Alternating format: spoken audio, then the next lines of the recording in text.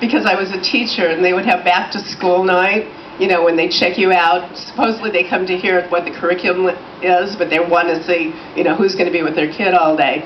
I want to take a little survey, first of all. How many teachers or retired teachers do I have in the room? Yeah, okay, so it's a friendly crowd. How many of you are from the USA?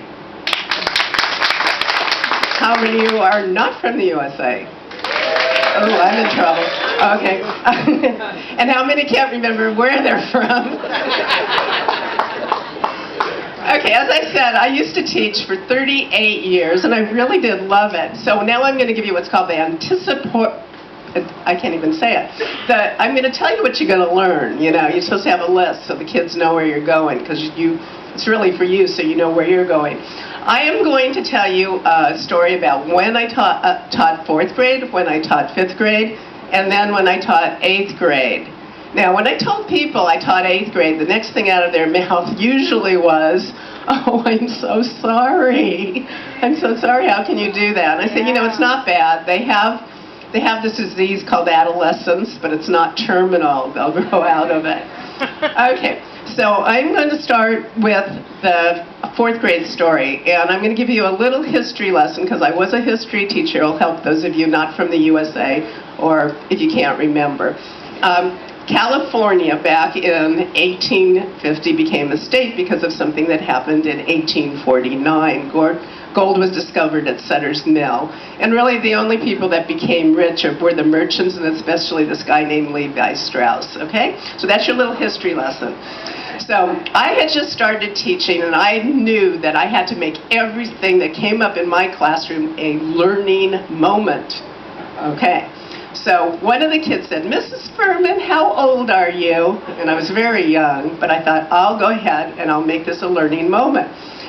And I was teaching 5th grade, so they had just come from 4th grade, and they knew about the California gold rush. Remember the year, okay? And I said, well, let's see if you can work out this arithmetic problem. I was born in 49, and I've already had my birthday this year. And one little smart aleck kid in the front row said, "And Mrs. Furman, how was the California gold rush?" And he knew exactly what he was doing. Okay, those of you outside, you know, it's okay. You can do what I tell my students to. You can work together. If you don't get the joke, turn to your neighbor and say, "What the heck was she talking about?" You know, just discuss it among yourselves. Okay, my 5th grade little story is about the field trip we went on every year. We're a bedroom community northeast of downtown LA, and pretty affluent, so we could afford to take the kids on a little field trip to Valley Forge, Pennsylvania from California, believe it or not. So we would take every year over 100 kids, little kids. Wouldn't you like to be on that airplane with us? Oh no, nobody wanted to be on that airplane, but we were very good.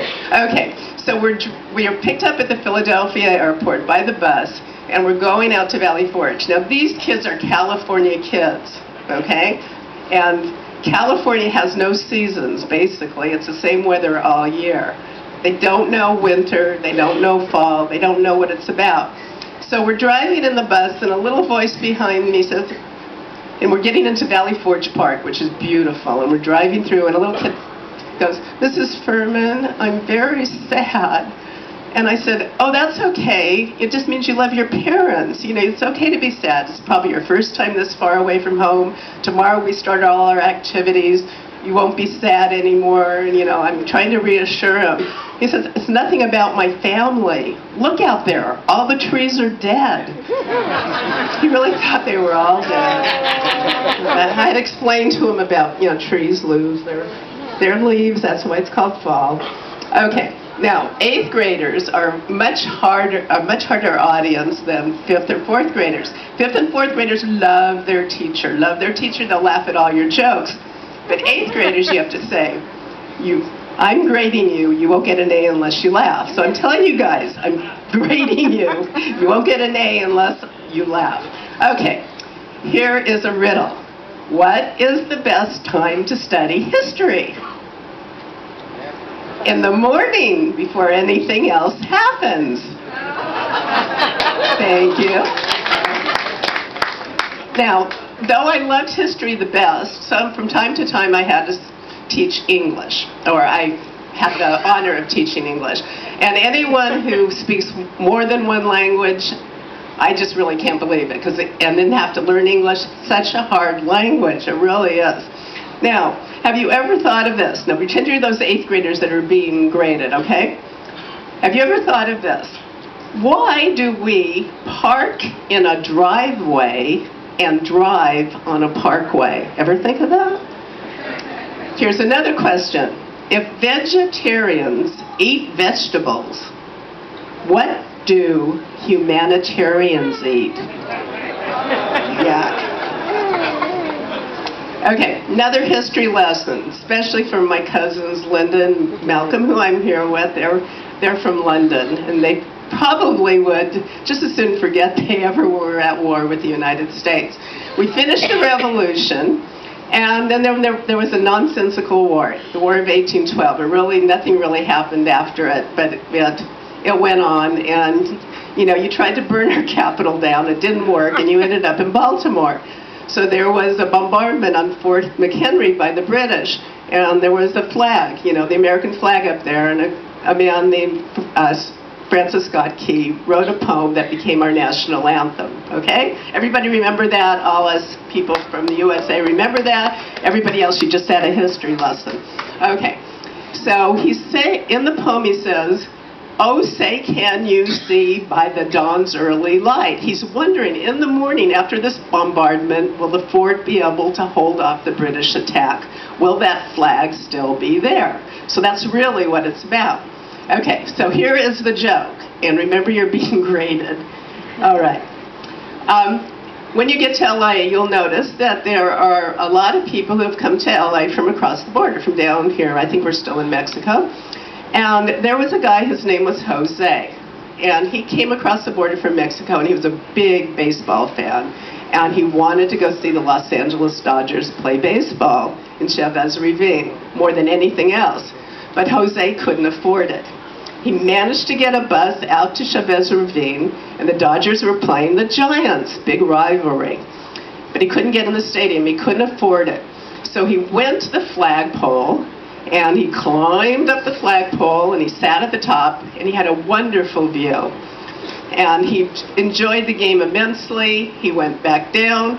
He got a bus out of there, and he was with his friends afterwards, and they were having a drink, and he said, "Oh, what a country this America is. Everybody was so friendly and so nice to me." And they said, "Oh, that's very nice." He says, "Let me tell you what actually happened. I was up there on the pole looking down at the stadium, and the game hadn't started. The players were warming up, and then they all lined up, and they faced me, and then everybody in the stadium stood up and faced me, and some of them even put their hand over their heart, and they sang out, 'Jose, can you see?'" Thank you. Okay, in all seriousness, this has really been fun, much better than back to school night. But this is something that I had in my classroom for 38 years when I was teaching. And it's so poignant, and it's so very appropriate right now. We are so lucky to have every day we're alive. Absolutely. And we need to embrace every day and never waste a moment. Just being on the ship reminded me of all the fun and wonderful things you can pack into a day. Let's not forget when we go home. I'd just like to leave you with this thought. It's not a joke, but it's one of my favorite quotes. "Yesterday is history. Tomorrow is a mystery. Today is a gift. That is why it is called the present." Thank you very much. Ladies and gentlemen, put your hands together for Janis. What a fantastic job. Well, next up, we have another singer. We have Jackie. Come on down, Jackie.